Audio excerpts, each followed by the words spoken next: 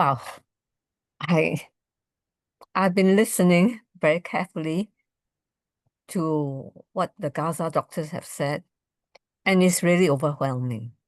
Okay, and I think I just marvel at how they still keep going in a situation like that, and they have my complete respect. And it's very difficult when you look at the situation in Gaza, and you know that it is something which we cannot do a lot about on our own. And I will just gather my thoughts as a doctor, because ever since I came back from Sabra Shatila, I realized that the situation is so awful, because before that, I lived 33 years without knowing Palestinians existed. I only know of terrorist PLO. I only found out about the death of Palestinians and then realized that through their death, they're telling me that they're the victims of terror and they're not terrorists.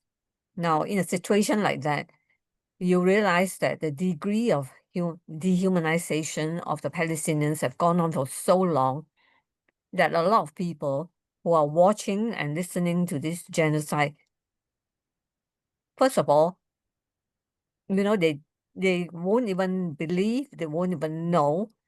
And even those that actually follow the story, the Palestinians have been so dehumanized that a lot of people just think of them as others and not as our own brothers and sisters.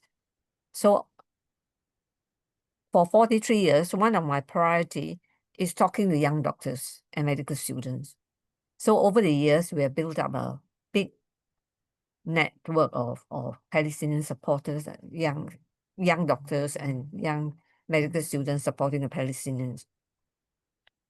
And of course, this is not something which happens overnight, right?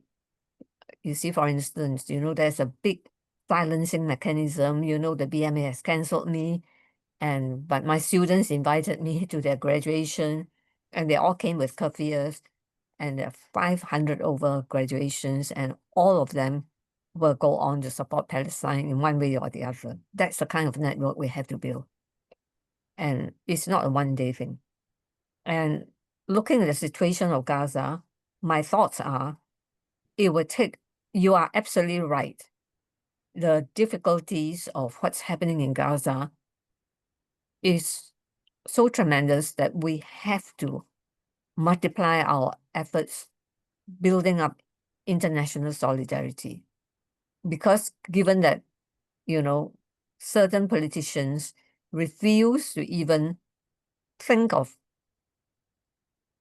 a ceasefire, think of feeding Gaza, the basic minimum, all we have in my very depressed moment is international solidarity. That is our duty. We might not be able to change the heart of President Trump or Keir Starmer and so on and so forth, but we are many, we are strong, and we have to empower ourselves psychologically, spiritually, to believe that this is possible and therefore act on it. So that's one. The second is the Palestinians are strong people.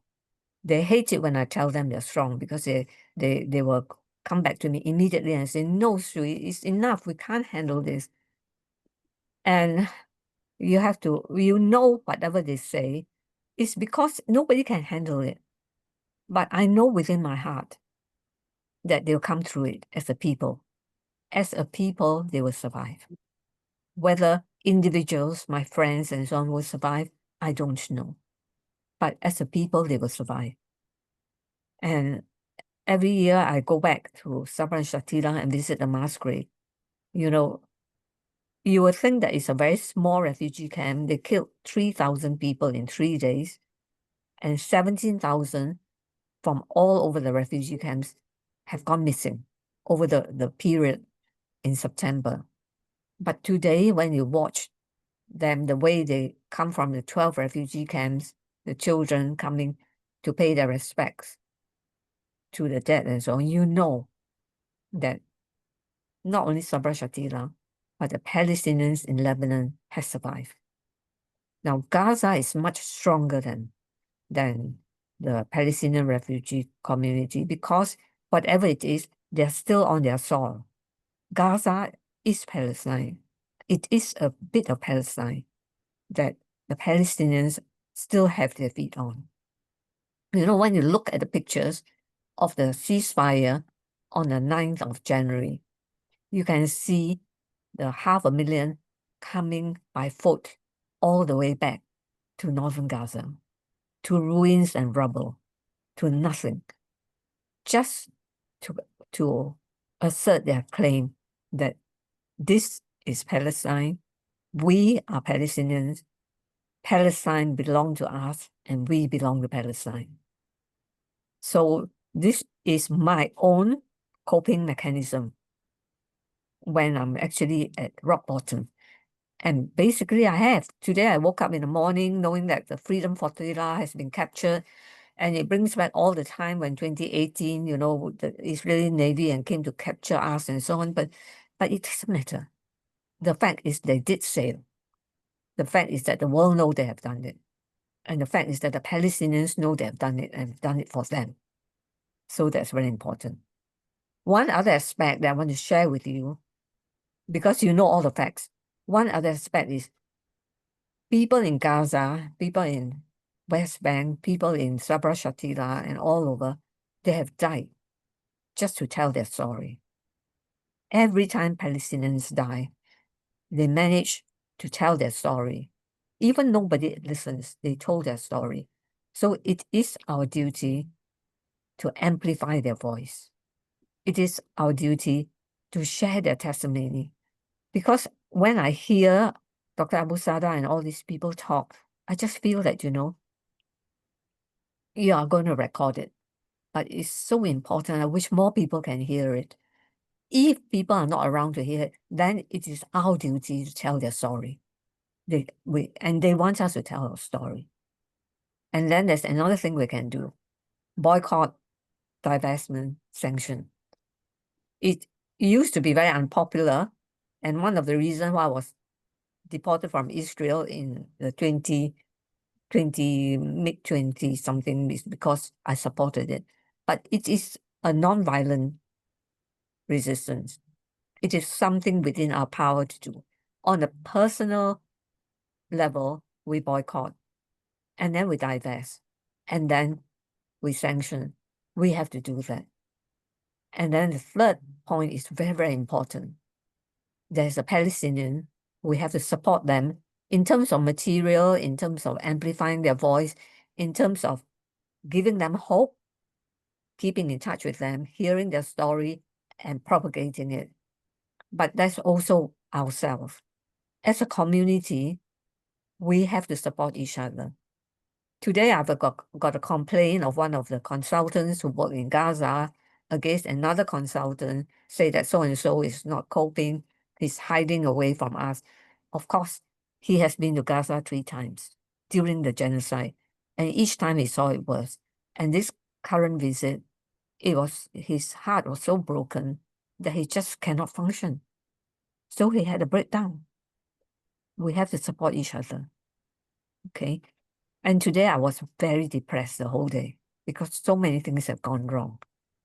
And reading the story of how, you know, Chef Mahmoud was murdered because he was cooking for his people just about finished me off. But then you came. You invited me to come to your webinar. And it really inspired me that the Palestinians are not alone. We are not alone. We have each other. So the relationship is with the Palestinians, with the international community, and with ourselves, and supporting ourselves so that we can go forward. It is going to be a long and difficult struggle. But trust me, things are actually coming to light, which 43 years ago, I wasn't there for Palestinians. 43 years later, not only was I here, but you are here, and thousands are demonstrating for Palestine every day. So that is the hope. Justice cannot come soon enough, but we know it will come. And hopefully all of us will do a small bit in connecting. But important, we have to rehumanize the Palestinians. That is very important in telling the world that they are actually wonderful human beings. They are strong people. They have suffered for so many decades, and they have a right to self-determination. Just now when Dr. Nila was saying about NGOs trying to do their other things and so on and so forth, the Palestinians have the inherent and sacred right to self-determination, to life, to full human rights as ourselves. Maybe we should cut that up and paste it on the wall and remind ourselves every day when we wake up. Thank you. That's very powerful and very inspiring. And I know when I was at the press conference in Boston and I saw all these young doctors join us that I have never ever seen in my life before, I know what you're saying is absolutely right. And I think it is a lot of the Zionists keep saying that, oh, you only care about this because it's Israel. It is simply not true. If you care about Palestine, you care about what is happening everywhere else in the world. You care about what's happening to the Congolese. You care about what's happening to the people in Tigray. You care about Kashmir. You care about Rohingya. You care about every area that is affected. And Palestine is the epicenter because of all the collusion that is happening in the world to suppress the movement against the occupation and against the genocide in Palestine. It is all connected. So Yes. let us not fool ourselves and say this is a specific problem that only because people against Israel are speaking up for Palestine, that is simply a lie and it is not true. If you care about one, you care about all the others. Yeah. On the other hand, if we don't care about Gaza, don't care about Palestine, then we don't care about the whole world. Because this is a live stream genocide. This is a man-made famine. You know, hungry people being shot dead. You know, we're seeing every day. And if we don't care about that and start to have a smoke screen of something else, then you actually don't care about humanity. That's all we can conclude, right? It's nothing to do with Jews or non-Jews or Arabs, Christians or Muslims. It is to do with human beings.